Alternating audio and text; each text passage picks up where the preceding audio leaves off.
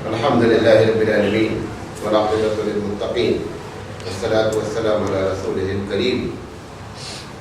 أعوذ بالله من الشيطان الرجيم. بسم الله الرحمن الرحيم. لقد كان لكم في رسول الله أسوة حسنة. محترم حضرات، سیرت رسول اکرم صلی اللہ علیہ وسلم پر سلسلے وار پروگرام چل رہا ہے اور آج اس کا 59واں درس ہے، 59. کل ہم نے جو بات شروع کی تھی آپ کے سامنے وہ یہ کہ ایک حدیث حضرت علی رضی اللہ تعالیٰ عنہ سے مروی ہے جس میں نبی کریم صلی اللہ علیہ وسلم نے اپنے بارے میں خود اپنا انٹروڈکشن کرایا ہے. کل میں نے آپ کو اس میں سے 3 باتیں بیان کی تھی. سب سے پہلی بات نبی کریم صلی اللہ علیہ وسلم نے بتایا تھا کہ المعرفۃ صراف مالی، کہ اللہ کی پہچان ہماری اصل پونجی ہے. اس پر ہم نے گفتگو کی. اس کے بعد آپ نے فرمایا العقل اصل دینی، ہمارے دین کی جو اصل ہے وہ عقل کے اوپر ہے. اور پھر تیسری بات آپ نے بیان کی تھی کہ الحب و اساسی، محبت ہماری بنیاد ہے. محبت سے محبت الہی مراد ہے.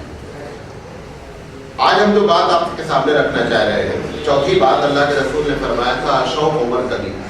لیکن میں اس جملے کو چھوڑ کر کے دوسرے پر آئیں گے کل انشاءاللہ. کل سے مراد دوشنبہ کو انشاءاللہ زندگی رہی تو ہم یہاں سے شروع کریں گے، کیونکہ اگر اس پر ہم گفتگو کریں گے اگلا ٹاپک ہمارا آدھا رہ جائے گا. اس کے بعد اللہ کے رسول صلی اللہ علیہ وسلم نے فرمایا کہ ذکر اللہ انیسی، اللہ کا ذکر جو ہے وہ ہمارا انیس ہے. انیس سے مراد کہ ہم کو بڑی اس سے انسیت ہے، ہم سفر ہے، ہمارا ساتھی ہے. ذکر اللہ کے بارے میں کافی لوگوں کو کنفیوژن ہے. سب سے پہلے وہ کنفیوژن ختم کریں. آج ایک غلط فہمی یہ ہے کہ لوگ یہ سمجھتے ہیں یہ ذکر اللہ کسی جماعت کا سمبل ہے. سب سے پہلی بات اس کو ایک دم یہ اسلامی سمبل ہے، کسی جماعت یا کسی مسلک کا سمبل نہیں ہے. ٹھیک ہے، ایک بات. اور اگر ہمارے ذہن میں یہ بات ہے کہ کسی جماعت کے بارے میں ہم یہ سمجھتے ہیں یہ بڑی تسبیح پڑھتی ہے، بڑا ذکر اللہ کرتی ہے، اور اگر ہم خدا نہ خواستہ اس کو اندر سے نیچا سمجھتے ہیں تو یہ گناہ کبیرہ ہے. کیا ہے؟ یہ گناہ کبیرہ ہے. گناہ کبیرہ کیوں ہے؟ اس کی وجہ ہم ابھی آپ کو نقل کرتے ہیں. اگر ہم نہیں تسبیح پڑھتے ہیں، ہم ذکر نہیں کرتے ہیں، ابھی تو ہم ذکر کی پوری تعریف کریں گے. ذکر کسے کہتے ہیں، ذکر کتنے انداز میں ہوتا ہے، سب کچھ آج ہم بیان کریں گے. بھلے 30-40 منٹ ہم کو لگے، لیکن ایک پوری پکچر کلیئر آنی چاہیے کہ حقیقت میں ذکر ہے کیا. تو یہ بات بھی ذہن سے نکال دیں کہ ذکر جو ہے وہ کسی جماعت کا سمبل نہیں ہے. ذکر اسلامک سمبل ہے. اللہ کے رسول صلی اللہ علیہ وسلم نے اپنے بارے میں یہ فرمایا کہ ذکر اللہ انس، کہ ذکر اللہ ہماری انسیت ہے، مجھے اس سے انس ہے، مجھے اس سے محبت ہے، وہ میرا ہم سفر ہے. لہذا جو چیز اللہ کے رسول کو پسند ہے وہ پوری امت کا سمبل ہے. ٹھیک ہے. ذکر اللہ ہے کیا؟ ایک ایک بات نوٹ کریں اور پھر دیکھیں کہ ہم اس میں سے کوئی ایک ذکر اللہ کر رہے ہیں یا نہیں کر رہے ہیں. کرنا تو سب چاہیے. کوئی ایک سے بھی ہمارا لنک کہیں ہو جاتا ہے ذکر اللہ کا یا نہیں ہوتا ہے، اس پر بھی ہم کو جو ہے وہ اپنی خاص نظر رکھنی ہے. مولانا تھانوی رحمۃ اللہ علیہ، آپ کو معلوم ہے کہ میں مولانا تھانوی کو بہت پڑھتا ہوں. آپ کو محسوس ہوتا ہوگا نا کہ مولانا تھانوی کا حوالہ یہ بہت دیتے ہیں. خاص کر ان سب موضوعات پہ مولانا تھانوی سے زیادہ کوئی لکھتا نہیں. مولانا تھانوی رحمۃ اللہ علیہ کہتے ہیں کہ حقیقت میں ذکر اللہ کا معنی ہے اللہ سے اپنا تعلق پیدا کرنا. آپ کس انداز میں تعلق پیدا کرنے یہ کریں گا، مختلف اس کے انداز ہو سکتے ہیں. اس پر ہم ابھی گفتگو کریں گے کہ کس کس انداز سے اللہ سے تعلق بندہ پیدا کر سکتا ہے. جب وہ تعلق آپ پیدا کریں گے تو اس کا مطلب ہے کہ آپ نے اللہ کا ذکر کیا. ٹھیک ہے. ذکر اللہ کی فضیلت پر ہم پہلے گفتگو کرتے ہیں قرآن کریم سے. سب سے بڑی بات تو یہ ہے ذکر اللہ کے بارے میں اللہ نے ایک ایسی بات فرمائی کہ فَاذْكُرُونِي أَذْكُرُكُمْ، کہ تم مجھے یاد کرو میں تمہیں یاد کروں گا. وعدہ کس کا ہے؟ اللہ کا ہے. اس کے علاوہ کسی چیز کے بارے میں اللہ نے یہ نہیں کہا کہ تم مجھے یاد کرو تو میں تمہیں یاد کروں. یہ بہت بڑی فضیلت ہے. یہ 100% آپ جان لیں کہ جب آپ اللہ کو یاد کرتے ہیں تو اللہ آپ کو یاد کرتا ہے. وہ یاد کرنے کے سارے طریقے ہم بیان کرتے ہیں. مثال کے طور پر ایک آدمی نے غیر محرم کو نہ دیکھنے کے لیے اللہ کو یاد کیا اور آنکھ نیچے کی, اس وقت اللہ نے بھی اس کو یاد کیا. کیوں؟ یہ قرآن مجید میں اللہ کا وعدہ ہے کہ اگر تم مجھے یاد کرتے ہو تو میں بھی تمہیں یاد کرتا ہوں. ابھی میں ایک پر بات کروں گا. تو سب سے بڑی فضیلت اس کی یہ ہے کہ قرآن کریم نے کہا فاذکرونی کہ تم مجھے یاد کرو میں تمہیں یاد کرتا ہوں. ذکر اللہ کا اللہ نے حکم دیا کہ آپ اللہ کی یاد کیا کریں. قرآن مجید کہتا ہے کہ یا ایھا الذین آمنوا اذکروا اللہ ذکرا کثیرا, کہ اے ایمان والو اللہ کو خوب یاد کیا کرو, اللہ کو خوب یاد کیا کرو. یہ حکم کا صیغہ ہے, آرڈر دیا جا رہا ہے. اب ایک ایک پہ تشریح کریں. یہ ایک جملہ پوری تقریر کرتا ہے. ہم اشارتاً چل رہے ہیں کہ اللہ نے یہ حکم دیا ہے کہ ہم ذکر کریں. دوسری چیز اللہ تعالیٰ نے کہا ہے کہ جو لوگ اللہ کو نہیں یاد کرتے ہیں تو اللہ بھی ان کو نہیں یاد کرتا ہے. مطلب کیا ہے کہ اگر آپ کوئی بھی کام کر رہے ہیں اور اس کام کرنے میں پروردگار عالم کو نہیں یاد کرتے تو رب کو آپ کو یاد کرنے کی کیا ضرورت ہے. رب بھی ایسے بندے کو یاد نہیں کرتا ہے. اللہ تعالیٰ کہتا ہے وَلَا تَكُونُوا كَالَّذِينَ نَسُوا اللَّهَ, ان لوگوں کی طرح نہ ہو جاؤ جنہوں نے اللہ کو بھلا دیا ہے. اور اگر اللہ کو بھلا دیا ہے فَأَنسَاهُمْ أَنفُسَهُمْ, انہوں نے اللہ کو نہیں بھلایا اپنے آپ کو بھلا دیا. یہ جو قرآن مجید کی آیت ہے. تیسری بات اللہ کہتا ہے کہ دنیا میں اور آخرت میں آدمی کو اگر کامیاب ہونا ہے, پاس ہونا ہے, تو اس کے لیے اللہ نے کہا کہ ذکر اللہ سب سے بڑی نعمت ہے. وَذْكُرُوا اللَّهَ ذِكْرًا كَثِيرًا لَعَلَّكُمْ تُفْلِحُونَ, کہ لوگوں اللہ کو خوب یاد کرو تاکہ تم فلاح پائے جاؤ. تو پتہ چلا ذکر اللہ کے اوپر فلاح کی بنیاد بھی رکھی گئی ہے. قرآن مجید چوتھی جگہ کہتا ہے اہل ذکر کی تعریف کرتے ہوئے کہ وَالذَّاكِرِينَ اللَّهَ كَثِيرًا وَالذَّاكِرَاتِ أَعَدَّ اللَّهُ لَهُم مَغْفِرَةً وَأَجْرًا عَظِيمًا. وہ لوگ جو اللہ کو یاد کرنے والیاں ہیں اور اللہ کو یاد کرنے والے ہیں, پروردگار عالم نے ایسے لوگوں کے لیے جو ہے وہ مغفرت کا وعدہ کر دیا کہ مغفرت ان کے لیے کی جاتی ہے. پھر ایک جگہ کہتا ہے کہ لوگوں اللہ کی یاد سے کوئی چیز تم کو غافل نہ کرے. قرآن مجید کہتا ہے یا ایھا الذین آمنوا لا تلھکم اموالکم ولا اولادکم عن ذکر اللہ, کہ مال دولت بچے یہ چیزیں اللہ کے ذکر سے تم کو غافل نہیں کرے. یہ مطلب نہیں ہے اس کا, ابھی بات آئے گی آگے. مثال کے طور پر آپ یہاں پہ کہا جا رہا ہے کہ مال دولت بیوی بچے آپ کو اللہ کے ذکر سے غافل نہیں کرے. اس کا مطلب بنیادی طور پر یہ ہے کہ ان کی ایک فرمائش ہے, اللہ ایک فرمائش کرتا ہے, وہاں پر اللہ کی فرمائش کو مقدم رکھنا ہے. ان کے چکر میں آ کر کے اللہ کو پیچھے نہیں کرنا ہے, بلکہ اب اللہ کی جو فرمائش ہے, اللہ کی جو ڈیمانڈ ہے, اس ڈیمانڈ کو ہم کو آگے رکھ کر کے بات کرنی ہے. اس کے بعد قرآن مجید نے کہا ہے کہ اللہ کا ذکر سب سے بڑا عمل ہے. وَلَذِكْرُ اللَّهِ أَكْبَرُ, اللہ کا ذکر بہت بڑا عمل ہے. جہاں جہاں عبادت کو قرآن مجید نے ذکر کیا ہے, نماز کو, حج کو, روزہ کو, خاص کر ہر عبادت کے بیان کرنے کے بعد الگ سے ذکر اللہ کو کہا ہے. حالانکہ وہ عبادتیں بذات خود کیا ہیں, ذکر اللہ ہے, اس کے باوجود بھی قرآن مجید ان کو الگ سے ذکر اللہ کی بات کرتا ہے. سب کے بارے میں ایک جملہ نوٹ کرتا ہوں. قرآن مجید کہتا ہے فَإِذَا قَضَيْتُمُ الصَّلَاةَ فَاذْكُرُوا اللَّهَ, کہ جب نماز ختم کر لو تو اللہ کو یاد کرو. وہ نماز میں کیا کیے تھے, وہاں بھی اللہ کو یاد ہی کیے. اس کے باوجود الگ سے کہہ رہا ہے کہ نہیں اللہ کو پھر یاد کرو. وہ کیا یاد کرنا ہے, مختلف انداز میں. سب سے بڑا یہی یاد کرنا ہے کہ اللہ تو نے نماز کی توفیق دے دی. یہ خود بہت بڑا یاد کرنا پروردگار عالم, کیونکہ توفیق نماز کی بغیر توفیق الہی کے نہیں ہوتی ہے. آپ کو مثال دیتا ہوں نا, کئی مرتبہ دیا ہوں. जामे मस्जिद खंडवा बेच के सीढ़ी पर फकीर बैठता है जुमा में, बहुत जल्दी जाता है, अंदर नहीं जाता, सीढ़ी पे बैठा रहता है और आखिरी बंदे के निकलने तक बैठा रहता है, लेकिन अंदर नहीं जाता है। आप बताएं कि 3 दिन होगा। जो भी उसको भीख देने वाले लोग हैं वो जाते वक्त भीख कुछ नहीं देगा, हर आदमी को देना कब है? वापसी पे। उसके बावजूद वो अंदर नहीं जा रहा है क्योंकि तौफीक उड़ गई है। जब हम नमाज नहीं पढ़े तो हम ये उसी फकीर के बारे में नहीं है, हम भी ये समझ लें जब हम नमाज नहीं पढ़ते तो समझ लें कि अल्लाह की तौफीक, अल्लाह पूरी तरह मुतवज्जे है, तौफीक उठी है। ये इमदादुल्लाह मुहाजिर मक्की रहमतुल्लाह अलैह से पूछा गया कि हजरत ये कैसे मालूम होना है कि नमाज कबूल हो गई है? एक नमाज पढ़ा आपने, कैसे मालूम हो अल्लाह के दरबार में अल्लाह ने कबूल कर लिया? मौलाना ने कहा कि अगर दूसरी नमाज की तौफीक हो जाए तो समझ लेना पहली वाली कबूल हो गई है, और अगर दूसरी की तौफीक नहीं हुई तो पहली भी लटकी हुई है। पूछा कि ऐसा क्यों है?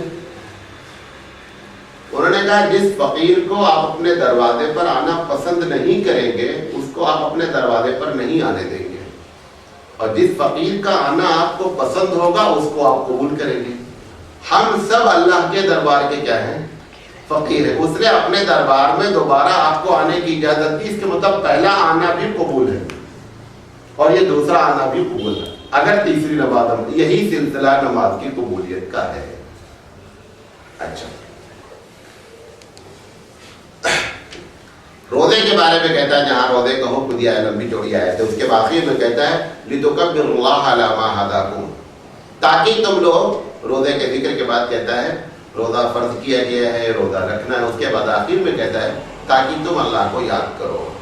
हालांकि रोजा भी अल्लाह की याद, उसके बावजूद जिक्रुल्लाह का अलग से जिक्र किया गया।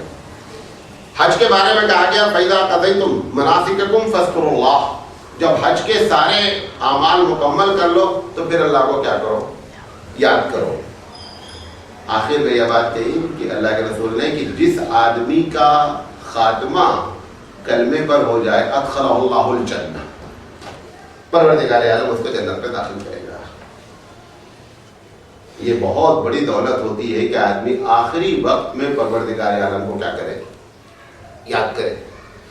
वो होता कब है? जब हम नेक होते हैं तो वो हमको याद आता है, जब हम नेक नहीं होते हैं तो फिर आप याद भी दिलाते रहें। इसीलिए हमारे यहाँ इस्लाम में हमको तलकीन दिलाई गई, तरीका बताया गया कि मरने वाले के पास जब आप बैठे रहें और आपको अंदाजा हो कि अभी इसका ये आखिरी वक्त है, तो आप उसका सामने बैठ करके थोड़ी सी आवाज के साथ कलमा पढ़ें, ताकि उसे कलमा याद आ जाए और वो भी अपनी जबान से अदा कर दे।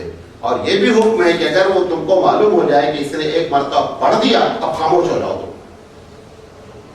अगर उसके बाद वो कोई जुमला और बोल देता है तो फिर पढ़ना शुरू करो, और अगर वो कुछ नहीं बोलता है, वो कलमा आपको जबान से हिलते हुए लगा कि ये कुछ पढ़ रहा है, तो आप खामोश हो जाए, अब दोबारा आप नहीं पढ़ें। अगर वो कोई दूसरा जुमला, कोई बात कर लिया, कोई पूछ लिया, फला आए नहीं आए, अब फिर कलमा पढ़ना शुरू करें। इसकी बड़ी फजीलत है। बहरहाल ये जिक्र की फजीलत कुरान और हदीस में साबित है। जिक्र की तफसील, जिक्र क्या है, ये जो बात कह रहा हूं, ये ऊपर वाली जितनी बात मैंने नकल की, ये काजी सुलेमान मंसूरपुरी रहमतुल्लाह अलैह की, जो कल मैंने बताया था कि बहुत बड़े मुसन्निफ हैं, सीरत पर इनका एक बड़ा दर्जा है और बहुत बड़े अहले हदीस आलिम हैं। जब ये कोई हदीस नकल करते हैं, क्योंकि अहले हदीस उलमा में ज़्यादातर इस बात को ध्यान रखते हैं कि जब हदीस नकल करें तो हदीस का दर्जा क्या हो, ऊंचे दर्जे की हदीस हो। अब ये जो बात जिक्र कर रहा हूँ ये मौलाना थानवी रहमतुल्लाह अलैह की। मौलाना थानवी कहते हैं जिक्र जो है उसकी दो किस्म है, एक जिक्र सूरत है और एक जिक्र हकीकत है। सूरत से मुराद देखने में जिक्र है, पहली किस्म। वो कहते हैं वो जो देखने में जिक्र है वो ज़बान से करता बंदा सुभान अल्लाह सुभान अल्लाह सुभान अल्लाह सुभान अल्लाह, या दिल में ज़बान से कह रहा है और दिल में भी सुभान अल्लाह। क्योंकि ऐसा भी हो सकता है जैसे हम नमाज भी पढ़ते रहते हैं और नमाज से आउट भी होते हैं, ऐसे जिक्र में भी होता है, सुभान अल्लाह भी पढ़ते रहते हैं और आउट भी होते हैं, तो होता है ना। पूरी नमाज हम पढ़ लेते हैं और मेंटली हम आउट भी होते हैं। फिजिकली हम मस्जिद में होते हैं, मेंटली हम आउट होते हैं, सूरह फातिहा भी पढ़ते रहते हैं, सूरज भी पढ़ते रहते हैं और आउट भी रहते हैं। ये जिक्र बिल लिसान है, जिक्र बिल कल्ब नहीं है। कभी ऐसा होता है कि नहीं नमाज भी पढ़ते हैं और जिक्र से भी करते हैं। मौलाना कहते हैं ये दोनों चीजें सूरत में जिक्र है, लेकिन ये भी दौलत जिसको नसीब है, बड़ी दौलत नसीब है। फिर कहते हैं जिक्र की जो दूसरी किस्म है जिसको हकीकत जिक्र कहते हैं। हकीकत जिक्र का मतलब ये है कि हमारे जिक्र से हम गुनाह से बचना शुरू हो जाए तो समझ जाओ कि हमारा जिक्र जो सूरत वाला था वो कबूल हो गया। नहीं समझे इस जुमले को फिर से सुने। हम जिक्र कर रहे हैं जबान से, इस जबान के जिक्र करने का नतीजा ये निकल आया कि हम गुनाहों से बचने लगे। इसका मतलब अब हम हकीकत जिक्र कर रहे हैं और हमारा जिक्र ऊपर क्या हो गया, अल्लाह के दरबार में मकबूल हो गया। और अगर हम जबान से जिक्र कर रहे हैं और जिक्र करने के बाद हम गुनाहों से नहीं बच रहे हैं तो हमारी मिसाल वैसे ही है जैसे हम मस्जिद में मौजूद हैं और हकीकत में मेंटली आउट। उस जिक्र को की कोई खास फजीलत नहीं है। फजीलत उसी वक्त जिक्र की है जबकि जिक्र हमको गुनाहों से क्या कर दे, रोक।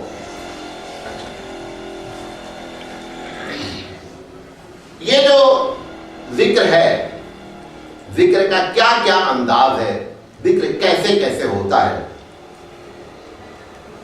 जिस आदमी को भी गुनाह से जो चीज भी रोक दे वो जिक्र है। नहीं समझेंगे, एक गुनाह का तस्वुर आया, अल्लाह के रसूल की बात याद आ गई, इसका मतलब ये आपने जिक्र किया। एक गुनाह आया, अल्लाह याद आ गया कि नहीं अल्लाह इस पर जो है वो मना करता है, ये जिक्र हो गया। गुनाह आया, जहन्नम याद आ गई, इसका मतलब ये है कि आपने जिक्र कर लिया। सवाब का काम करने चले, जन्नत का याद आया, आपने जिक्र कर लिया।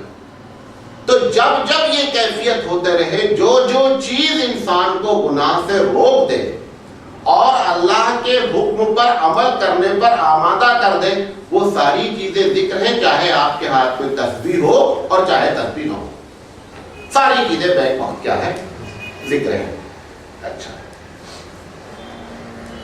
काजी सलमान साहब फिर जिक्र की ये मौलाना थानवी की तफसील है। काजी सलमान साहब तफसील करते हैं कि जिक्र में एक जिक्र जो है वो अल्लाह ताला की सिफत के बारे में बैठ करके गौर व फिक्र करना।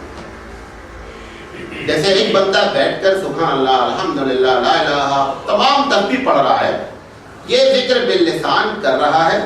एक आदमी कह रहा है या खालिक या राज़िक।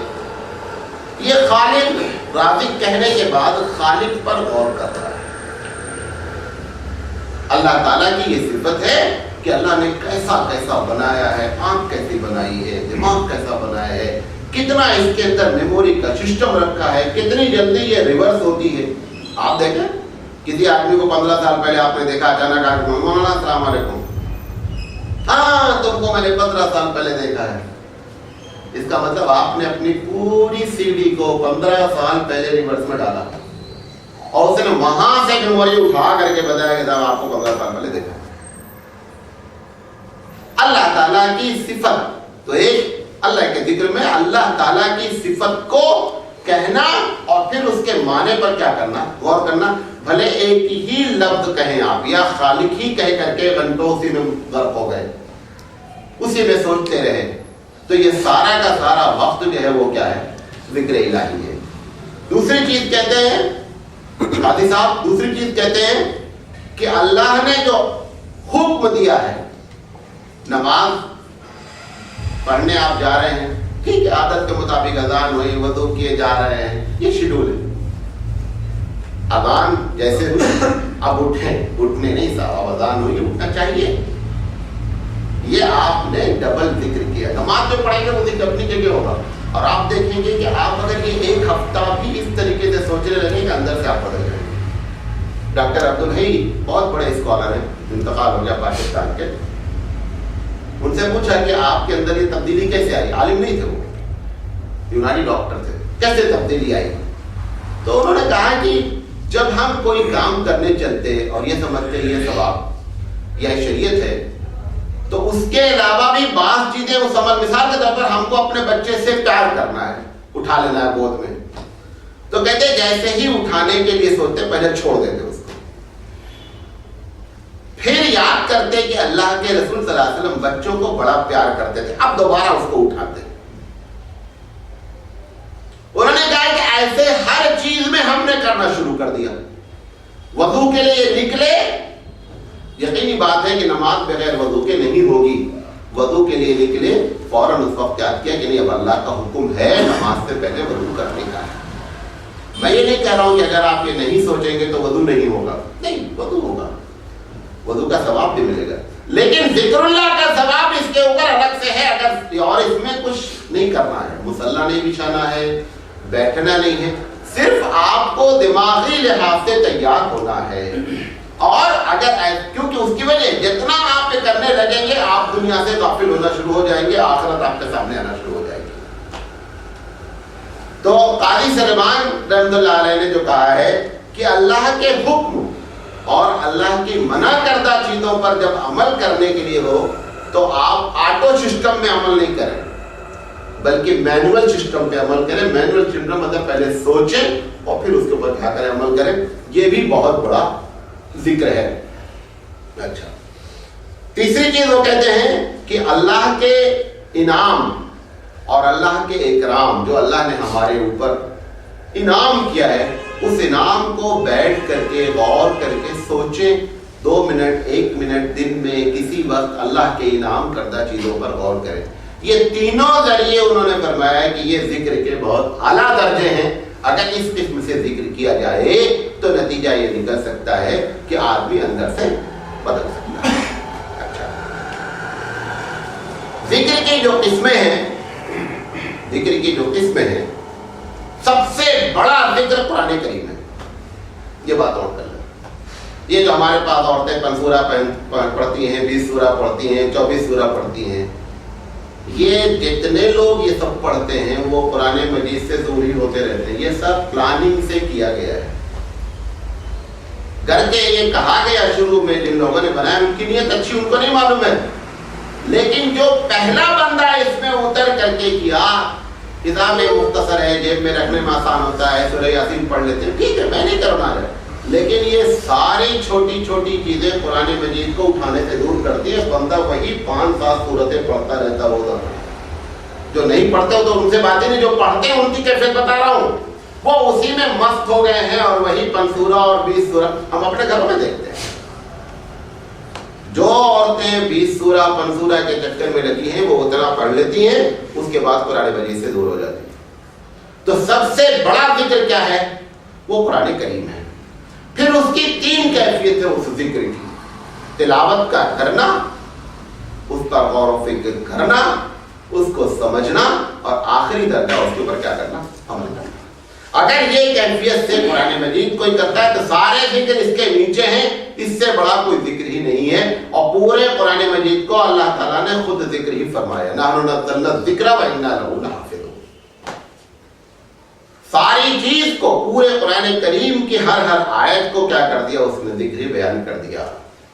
اچھا، جتنے اذکار مسنونہ ہیں، اذکار مسنونہ سے مراد اللہ کے رسول صلی اللہ علیہ وسلم نے جن جن موقع پر جن جن دعاؤں کو بیان فرمایا، اس لیے ہر دور کے علماء نے، چاہے وہ اہل حدیث علماء ہوں یا شوافی ہوں یا مالکی ہوں یا ہم، جتنے بڑے بڑے علماء ہیں، ہر عالم نے تقریباً اذکار مسنونہ پر تصنیف کر رکھی ہے، کتاب لکھ رکھی ہے۔ علامہ ابن قیم رحمۃ اللہ علیہ کی بہت زبردست کتاب اس کے اوپر، اذکار مسنونہ کے اوپر، تمام بڑے بڑے علماء کی۔ اللہ کے رسول صلی اللہ علیہ وسلم نے جن تسبیحات کو جس جگہ پر بیان فرمایا ہے وہاں پر تسبیح پڑھنا۔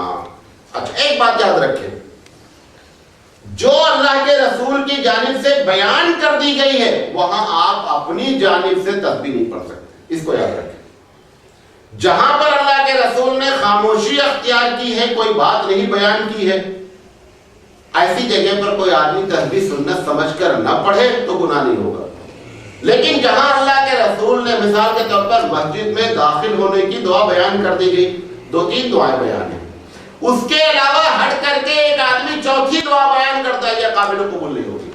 وہ جو بھی دعا آپ پڑھیں وہ وہی دعا آپ پڑھیں جو اللہ کے رسول صلی اللہ علیہ وسلم سے کیا ہے مروی ہے، اس میں سے 2 3 4 5 10 جتنی دعائیں بھی ہیں کسی بھی حدیث بات ان کو آپ ذکر کریں۔ تو اذکار مسنونہ اللہ کے رسول صلی اللہ علیہ وسلم کی بتائی ہوئی وقتی ہر وقت ہر چیز کے لیے جو دعائیں بیان کی گئی، یہ دوسرا ذکر ہے۔ تمام تسبیحات جو بھی آپ پڑھیں اس میں 3 چیز کی قید نہیں رکھیں۔ یہ صاحب تسبیح سبحان اللہ پڑھیں گے، جمعرات کے دن پڑھیں گے، فجر کے بعد پڑھیں گے، اتنی مرتبہ پڑھیں گے، یہ قید نہیں رکھیں، اس کو لازم کبھی نہیں سمجھیں۔ اگر یہ تینوں چیزیں آپ نے کی، اس کو روزانہ جمعرات کے دن ہی پڑھنا ہے، بقیہ نہیں پڑھ سکتے، 100 مرتبہ پڑھنا ہے 101 مرتبہ نہیں پڑھ سکتے، فجر کے بعد پڑھنا ہے اس کے علاوہ نہیں پڑھ سکتے، اگر یہ آپ نیت سے پڑھیں گے تو یہ بدعت ہو جائے گی، اس کو تسبیح پڑھنے کا کوئی ثواب نہیں ملے گا۔ اس کو بہت کلیئر ہے سمجھیں اس چیز کو۔ ایک آدمی ان تینوں چیزوں کی قید نہیں لگاتا ہے اور تسبیح پڑھتا ہے، پڑھ سکتا ہے۔ اللہ تعالیٰ کہتا ہے اللہ کا ذکر کرو، آپ ذکر کر رہے ہیں، نہ وقت کی قید لگاویں، نہ عادت کی قید لگاویں اور نہ جگہ کی قید لگاویں۔ ان تینوں قید سے اگر آپ اس کو خالی کر دیں گے۔ اچھا، ایک آدمی تجربے سے بطور علاج کے ایک تسبیح کو بتاتا ہے کہ آپ اتنی مرتبہ پڑھیں، سنت سمجھ کر نہیں پڑھیں، یہ دوسرا درجہ ہے کہ اس پر لوگوں کا کہنا ہے کہ جائز ہے۔ مثال کے طور پر ایک آدمی کہتا ہے کہ اگر آپ 100 مرتبہ سورہ اخلاص پڑھیں گے تو آپ کے دل کی بیماری ختم ہو جائے گی۔ یہ سنت سمجھ کر نہیں پڑھیں، نہ اس سے آپ کو قربت حاصل ہونی ہے، نہ یہ سنت ہے، یہ طریقہ علاج ہے، طریقہ علاج میں چھوٹ ہے، ایسا کیا جا سکتا ہے، لیکن سنت کا ثواب اس میں قطعی نہیں ملے گا، نہ اس کو سنت سمجھ کر کرنا ہے۔ جتنی تسبیحات جو بیان کی جاتی ہیں اس میں اس بات کا عقیدہ رکھنا چاہیے کہ یہ بطور سنت نہیں ہے، یہ بطور علاج ہے۔ جیسے علاج 2 طریقے کا ہوتا ہے، ایک روحانی علاج ہوتا ہے، ایک جسمانی علاج ہوتا ہے۔ اللہ کے رسول نے جسمانی علاج کے بارے میں بھی بیان فرمایا، اس کے باوجود آپ اس علاج کو چھوڑتے کہ نہیں چھوڑتے؟ نہیں سمجھے میری بات؟ اللہ کے رسول نے فرمایا کہ کلونجی ہر مرض کا علاج ہے سوائے موت کے، ہے نا؟ صحیح حدیث ہے، ایک دم پکی حدیث ہے۔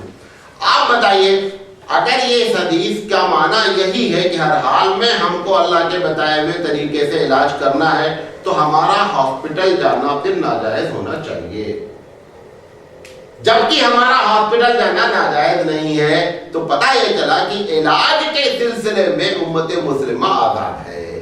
کب تک؟ جب تک کہ وہ شرک نہ کرے، جب تک کہ اصول شریعت سے نہیں ٹکرائے۔ جہاں اصول شریعت سے ٹکرائے گی وہاں پر اس کو منع کیا جائے گا، ادروائز یہ سارے علاج جو جسمانی ہو یا روحانی ہو یا دل کی بیماریوں کا علاج ہو، ان سب میں آپ کو آزادی دی گئی ہے۔ اللہ کے رسول صلی اللہ علیہ وسلم کے صحابہ نے اپنی زندگی بھی اس قسم کے عمل کیے ہیں، اس کی بہت سی دلیلیں موجود ہیں۔ اچھا، گناہوں سے روکنے والی کوئی بھی چیز ہو، یہ ہم بیان کر رہے ہیں آپ کو تسبیحات کہ کس کس طریقے سے ہم ذکر کرتے ہیں۔ گناہوں سے روکنے والی جتنی بھی چیزیں ہیں وہ سب آپ کو کیا ہے؟ وہ ذکر ہے۔ جیسے میں نے کہا کہ آپ نے اور ہم نے آنکھیں نیچے کی اللہ کے حکم کو یاد کر کے، گھر کے ہم نے سبحان اللہ الحمدللہ لا الہ الا اللہ کچھ نہیں پڑھا، لیکن ہم نے اپنی آنکھیں نیچے کی، یہ اس وقت آنکھ کا نیچا کرنا یہ ذکر الہی ہے، اور یہی اصل میں مطلوب بھی ہے۔ یہ بھی آپ کو بتا دیں، پہلے میں نے بات کہی نا کہ اگر ہمارے اذکار سے ہم گناہوں سے نہیں بچ پا رہے ہیں تو پھر اس اذکار کی کوئی حیثیت نہیں ٹھہرتی ہے۔ اگر ہمارے اذکار ہم کو گناہوں سے بچا رہے ہیں اور ثواب پر ابھار رہے ہیں تو ایسی شکل میں وہ ذکر ہے اور اس کی بڑی فضیلت ہے۔ صفات الہی کو ذکر کرنا جیسا میں نے بیان کیا، اللہ تعالیٰ کی تخلیق پر غور کرنا، اللہ کے انعام پر غور کرنا، اللہ سے اچھائیوں کو طلب کرنا، یہ بھی ذکر ہے۔ مثال کے طور پر ہم اپنے بچے کا ایڈمیشن ایک اسکول میں کرانے جا رہے ہیں، اسکول میں جانے سے پہلے یہ دعا کر کے نکلنا اللہ سے، اللہ اسکول میں جا رہے ہیں، اس میں جو اچھائیاں ہیں وہ تو بچوں کو مل جائے، اگر اس اسکول میں جانے سے ہمارے بچے پہ کوئی غلط اثرات مرتب ہونا ہے اس سے ہمارے بچے کی حفاظت کر لیں، یہ ذکر ہے۔ یہ کام آپ ہر جگہ کر سکتے ہیں، ہر لمحے کر سکتے ہیں۔ ایک ڈاکٹر کے پاس جا رہے ہیں، جانے سے پہلے اللہ میں جا رہا ہوں، اس کو صحیح مرض کا پتہ بتا دے کہ میں مریض کس چیز کو ہوں، ہم کو کوئی ایسی دوا نہ لکھ دے جو ہم کو ریئیکشن کر جائے۔ ڈاکٹر آپ کی نب پکڑتے ہوئے یہ دعا کریں کہ اللہ یہ میرے پاس آیا ہے، صحیح نسخہ ہم سے لکھوا دے۔ ڈاکٹر بھی ذاکر ہے، مریض بھی ذاکر ہے۔ اور یہ آپ اور ہم 24 گھنٹے کر سکتے ہیں، اس کے لیے کسی نہ وضو کی ضرورت ہے، نہ اس کے لیے نماز کے کھڑے ہونے کی ضرورت ہے، نہ اس کے لیے مصلی کی ضرورت ہے۔ 24 گھنٹہ اس ذکر کو کیا جا سکتا ہے۔ مولانا تانوی علیہ رحمہ کہتا ہے اسی ذکر کے بارے میں اللہ کے رسول صلی اللہ علیہ وسلم فرماتے ہیں کانا یذکر اللہ کل احیان، کہ اللہ کے رسول صلی اللہ علیہ وسلم 24 گھنٹے ذکر کرتے تھے۔ 24 گھنٹے کیا کرتے تھے؟ ذکر فرماتے تھے۔ اچھا، گناہوں سے بچنے کی دعا کرنا یہ بھی ذکر ہے۔ یہ تمام چیزیں ذکر کی کیفیت پہ داخل ہیں۔ آخری بات کہہ کر کے ایک بات اور بیان کریں گے انشاءاللہ، اس کے بعد ہم ختم کریں گے۔ اگر ہمارا ذکر ہمارے عمل کو اینٹی ہوتا ہے تو ہمارے ذکر سے کوئی کامیابی نہیں ہوتی۔ اس کو پھر سے سنیں، ہم کہہ رہے ہیں سبحان اللہ، حدیث میں آتا ہے کہ سبحان اللہ کہنے سے زمین آسمان کے برابر نیکی لکھی جاتی ہے، صحیح حدیث ہے۔ اب ہم بیٹھے ہوئے سبحان اللہ سبحان اللہ سبحان اللہ، آسمان زمین بھرے چلے جا رہے ہیں، صبح پڑھ لیے 100 مرتبہ، دوپہر میں شام میں پڑھ لیے۔ اب اس کے بعد مسائل ہمارے ساتھ کھڑے ہوئے، پیسے کے کوئی، میں اپنی مثال دے رہا ہوں، میں مولوی بن گیا، میرا ایک بھائی انجینئر بن گیا۔ اب وہ انجینئر والا بہت بڑی تنخواہ پا رہا ہے، مولانا صاحب بہت ہی کی تنخواہ پا رہے ہیں۔ اب مولانا صاحب سبحان اللہ 100 مرتبہ پڑھنے کے بعد جب تنہائی میں پریشانی آئی تو کہتے ہیں کہ اگر میں بھی انجینئر بنا ہوتا نا تو بہت مزے کرتا۔ اب اگر ہم نے یہ سوچ لیا تو ہم نے جو 100 مرتبہ سبحان اللہ کہا ہے وہ ختم ہو گیا، اس کو ہم نے ڈیلیٹ کر دیا۔ کیوں؟ سبحان اللہ کا مطلب یہ تھا اللہ تیرا فیصلہ کوئی عیب نہیں، تیری ذات ہر عیب سے پاک ہے۔ اس نے ہمارے بارے میں یہی فیصلہ کیا کہ سراج تم کو مولوی بننا ہے، فلاں کے بارے میں فیصلہ کیا اس کو انجینئر بننا ہے، تمہاری تنخواہ اتنی ہونی ہے، اس کی تنخواہ اتنی ہونی ہے، یہ اللہ کا فیصلہ ہے۔ اب آپ سبحان اللہ پڑھنے والا بیٹھ کر کے کوس رہا ہے کہ صاحب اگر میں ایسا کر لیتا، میں بھی انجینئر بن جاتا تو میں بھی آج خوب پیسے کماتا۔ اگر ایسا بندہ بیٹھ کر سبحان اللہ پڑھ رہا ہے، اس کے سبحان اللہ کا کوئی فائدہ نہیں ہے، کیونکہ ہمارے سبحان اللہ نے ہماری سوچ کو ختم کر دیا۔ یہی وجہ ہوتی ہے وہ سبحان اللہ ہم پڑھتے رہتے ہیں اور آسمان زمین کے برابر نیکی بھری نہیں جاتی، ورنہ وہ ایک مرتبہ میں بھر جاتی ہے۔ حدیث میں ایک ہی مرتبہ کا ذکر ہے کہ ایک مرتبہ جب بندہ سبحان اللہ کہتا ہے تو زمین آسمان کے برابر نیکی بھر جاتی ہے۔ اگر ہم نے زندگی میں اس سبحان اللہ کے اینٹی کوئی کام نہیں کیا تو حقیقت میں ہمارا وہ سبحان اللہ زمین آسمان کے برابر نیکی بھر چکا ہے۔ اس میں ہر چیز جتنی بھی آپ تسبیح بیان کریں، ایک سبحان اللہ کی میں نے مثال دی، خالق اللہ کو مان رہے ہیں، رازق اللہ کو مان رہے ہیں، موت دینے والا اللہ ہے، زندگی دینے والا اللہ ہے، یہ ساری صفت آپ اللہ کی یا خالق یا رازق پڑھ رہے ہیں، تسبیح پڑھتے ہی لوگ ہیں۔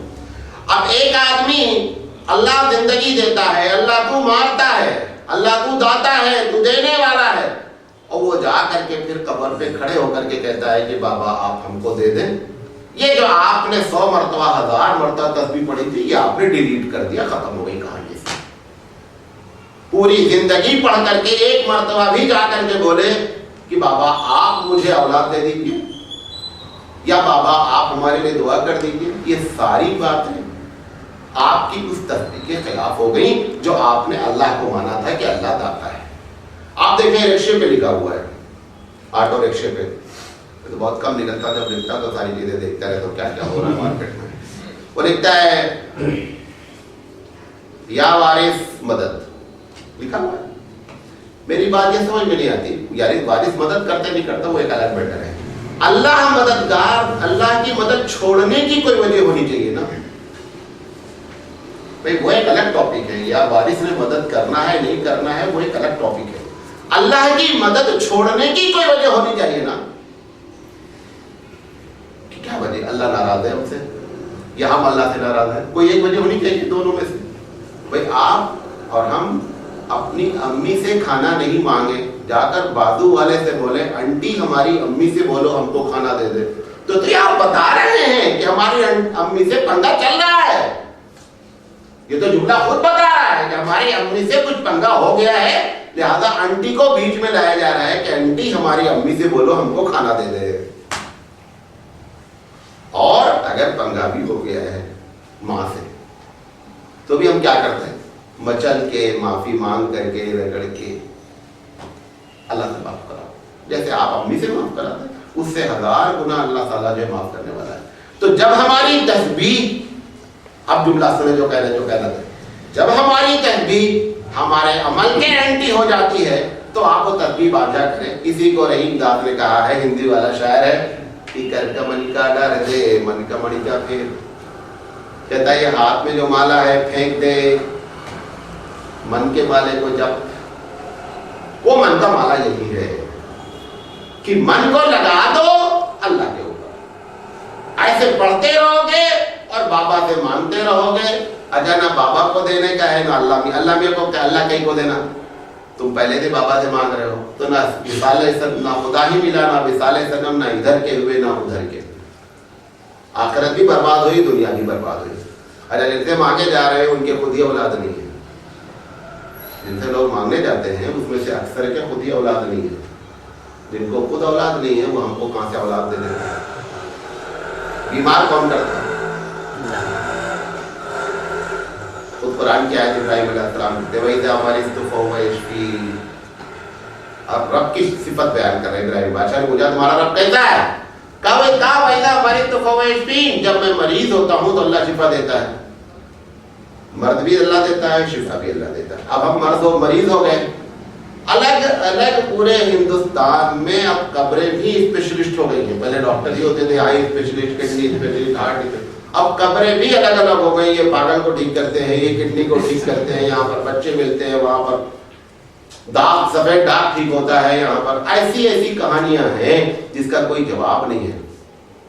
یہ جو اسپیشلسٹ آپ نے اور ہم نے الگ الگ بنا رکھے ہیں، یہ ایسے پڑھنے والے تسبیح پڑھنے والے دونوں کام کریں گے کچھ نہیں.